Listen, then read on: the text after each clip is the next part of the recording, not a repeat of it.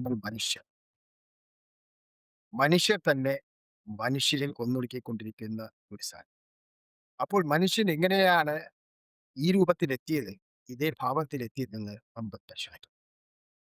മനുഷ്യന്റെ 10,000 കൊല്ലത്തിൽ കൂടുതലുള്ള ചരിത്രം നമ്മുടെ കയ്യിലിപ്പോൾ.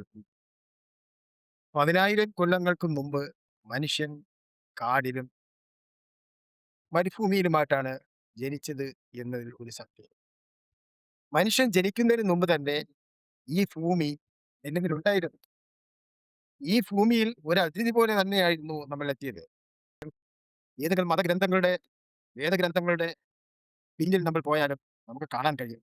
നമ്മൾ ജനിക്കുന്നതിന് മുമ്പ് തന്നെ, മനുഷ്യൻ ഈ ഭൂമിയിൽ ഉണ്ടാകുന്നതിന് മുമ്പ് തന്നെ ഈ ഭൂമിയും ജീവജാലങ്ങളും ഭൂമിയും ആടും അങ്ങനെ മൃഗാദികളും പക്ഷി മൃഗാദികളും എല്ലാം തന്നെ ഉണ്ടായിരുന്നു എന്ന് നമുക്ക് കാണാം.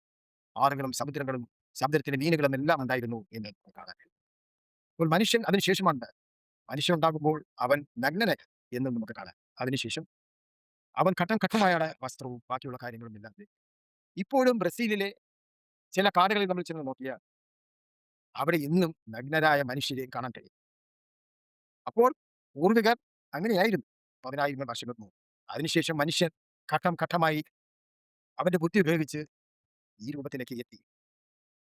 മനുഷ്യനും മൃഗവും തമ്മിൽ അന്ന് ജനന സമയത്തും അന്ന് 10,000 വർഷങ്ങൾക്ക് മുമ്പ് ജീവിച്ചിരുന്ന സമയത്തും വ്യത്യാസം എന്ന് പറയുന്നത്, പക്ഷി മൃഗാദികൾക്ക് അവരുടെ ഭക്ഷണം, വിശപ്പ്, കോപം, ചെറിയ സന്തോഷങ്ങൾ, ജീവിക്കാനും പുതിയ തലമുറയ്ക്ക് വേണ്ടിയുള്ള ഇണചേരലുകൾ ഇങ്ങനെയുള്ള കാര്യങ്ങൾ മാത്രമായിരുന്നു ഉണ്ടായിരുന്നത്. പക്ഷെ മനുഷ്യന് സുഖം, സുഖമാസം, സുഖമായി ജീവിക്കുക എന്ന ഒരു ഭാവം കൂടിയുണ്ടായിരുന്നു. അവന്റെ സുഖത്തിന് വേണ്ടിയുള്ള ഭാവങ്ങളായിരുന്നു അവന്റെ വസ്ത്രം കണ്ടെത്തൽ, അവന്റെ ഭക്ഷണം വേവിച്ച് പാചകം ചെയ്ത് കഴിക്കാവുന്ന ഒരു സാഹചര്യത്തിലേക്ക് എത്തിയത്. അതിനുശേഷം അവൻ അവന്റെ ജീവിതത്തിന്റെ ഓരോ ഭാഗത്തിലേക്ക് എത്തി. അവന്റെ സുഖം എന്ന ജീവിതക്രമമായിരുന്നു. ഇന്നും മനുഷ്യൻ മനുഷ്യനെ കൊല്ലുന്നതും ജീവജാലങ്ങളെ കൊല്ലുന്നതുമെല്ലാം അവന്റെ ജീവിത സുഖത്തിന് തന്നെ. അന്ന് മനുഷ്യനില്ലാതെ നൂറ്റാണ്ടുകളോളം 10,000 വർഷങ്ങൾ ഭൂമി ഉണ്ടായിരുന്നു. അതും ഈ ഭൂമിക്ക് മനുഷ്യനില്ലാത്തത് കൊണ്ട് പോലെ ചില വേദഗ്രന്ഥങ്ങളും പൂർവ്വ ഗ്രന്ഥങ്ങളും നോക്കിയാൽ മനുഷ്യരാശിക്ക് മുമ്പ് തന്നെ പിന്നുകൾ എന്ന് പറയുന്ന ഒരു സമൂഹവും ഭൂതഗണങ്ങൾ എന്ന് പറയുന്ന സമൂഹവും ധാരാളം അതുപോലെ മനുഷ്യ സാദൃശ്യമുള്ള പല ജീവജാലങ്ങൾ ഉണ്ടായിരുന്നതേക്കാൾ മനുഷ്യ സൃഷ്ടിക്ക് ശേഷവും മുമ്പും ധാരാളം ജീവജാലങ്ങൾ നശിച്ചു പോയതായിരുന്നു. ദിനോസറങ്ങൾ അതുപോലുള്ള പുലികൾ അതുപോലെ പലതരം വംശങ്ങൾ നശിച്ചു പോയതായിക്കാണ്. പല വിഭാഗങ്ങളും ഇപ്പോൾ വംശനാശത്തിന്റെ മക്കിലുമാണ്. എന്നാൽ മനുഷ്യൻ അവന്റെ സുഖത്തിന് വേണ്ടി കാടുകൾ വെട്ടിത്തെളിക്കുകയും ഭൂമി വെട്ടിത്തെളിക്കുകയും പാർപ്പിടങ്ങൾ പണിയുകയും പിന്നെ റോഡുകൾ പണിയുകയും അങ്ങനെ ജീവിതത്തിന്റെ സുഖത്തിന് വേണ്ടി ഓരോന്നും ഓരോന്നും നല്ല കാര്യങ്ങൾ ചെയ്ത് മുന്നോട്ട് പോവുകയും പിന്നെ അവന് മാത്രം അവന്റെ കുടുംബത്തിന് മാത്രം എന്നുള്ള രീതിയിലേക്ക് അവൻ എത്തുകയും പിന്നെ അവന്റെ രാഷ്ട്രം എന്ന രൂപത്തിലേക്ക് എത്തുകയും അവൻ ബാക്കിയുള്ളവരെ ഹിംസിക്കാനായി ആയുധങ്ങൾ കണ്ടെത്തുകയും ചെയ്യും. ഇന്ന് അണുവായുധങ്ങളും ഹൈഡ്രജൻ ബോംബുകളും ധാരാളം വസ്തുക്കളും ആകാശത്തും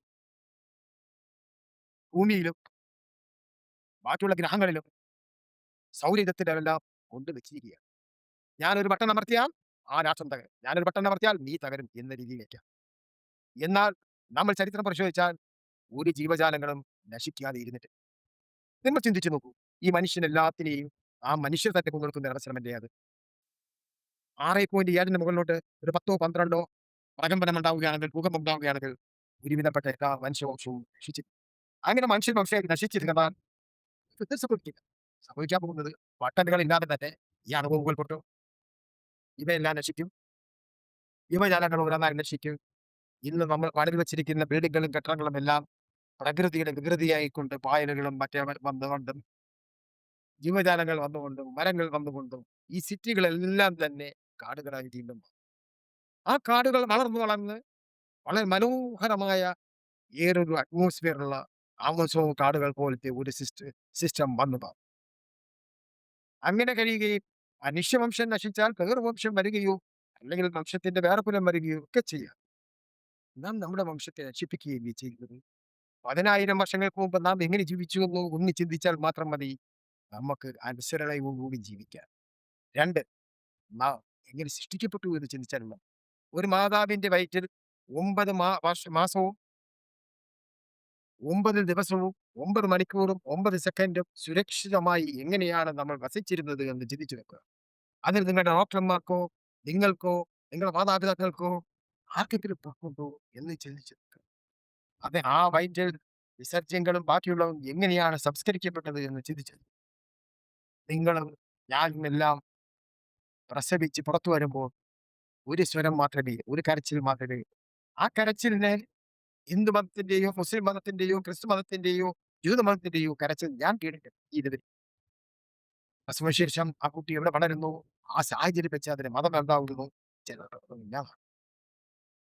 എന്ന് പറഞ്ഞാൽ നിങ്ങളുടെ ശരീരത്തിലും എന്റെ ശരീരത്തിലും എല്ലാം പോകുന്നത് ഒരുതരം രക്തം തന്നെ. ചിലത് A positive, B positive, C positive. അതിന് മതങ്ങളോ വർഗ്ഗങ്ങളോ ഒന്നുമില്ല.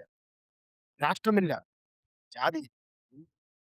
നാം പരസ്പരം സ്നേഹിക്കുകയും പരസ്പരം തമ്മിലടിക്കാതിരിക്കുകയും അണുവായുധങ്ങൾ ഉണ്ടാക്കി പരസ്പരം പോരടിക്കാതിരുന്നാൽ നമുക്ക് മനുഷ്യകുലത്തിന് കുറച്ച് നാൾ കൂടി കൂടി.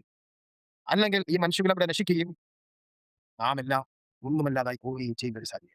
നാം ഇന്ന് എന്ത് സുഖത്തിലാണ് ജീവിക്കുന്നത്. 150 വർഷത്തിന് മുമ്പത്തെ മാത്രം കാലം മുന്നോട്ട് നോക്കൂ. വാഹനങ്ങളില്ലായിരുന്നു, കമ്പ്യൂട്ടറുകളില്ലായിരുന്നു, ജീവിത സൗഭാഗ്യങ്ങളൊന്നുമില്ലായിരുന്നു, വീട്ടിൽ ടെലിവിഷൻ ഇല്ലായിരുന്നു, വാഷിംഗ് മെഷീൻ ഇല്ലായിരുന്നു, ഒന്നുമില്ലായിരുന്നു. നമ്മുടെ ജീവിതത്തിൽ ആദ്യം ഉണ്ടായത് 150 വർഷം ഞാൻ പറഞ്ഞെങ്കിലും 60 വർഷം മുമ്പോട്ട് നമ്മൾ നോക്കിയാൽ മാത്രം മതി. 150 പോയി നോക്കണ്ട. നമുക്ക് ജീവിത സൗകര്യങ്ങൾ ഒന്നുമില്ലായിരുന്നു. അമ്മിയിൽ അരച്ച്, ഇടിക്കല്ലിൽ ഇടിച്ച്, തീയിൽ വേവിച്ച്, ചെറിയ കറണ്ടില്ലാത്ത വീട്ടിൽ വീട്ടിൽ താമസിച്ച് സന്തോഷമായി നാം ജീവിച്ചു.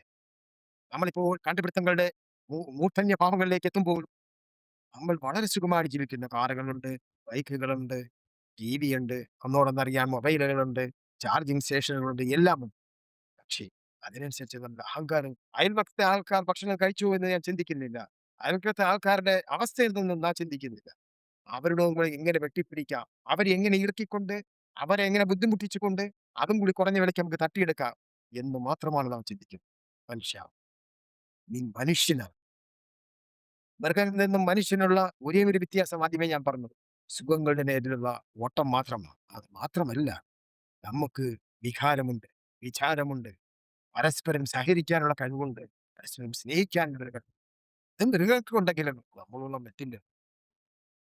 ഇത് നിങ്ങൾക്കൊരു പാഠമാകട്ടെ എന്ന് വിചാരിച്ചുകൊണ്ട് ഈ എപ്പിസോഡ് അവസാനിപ്പിക്കുന്നു.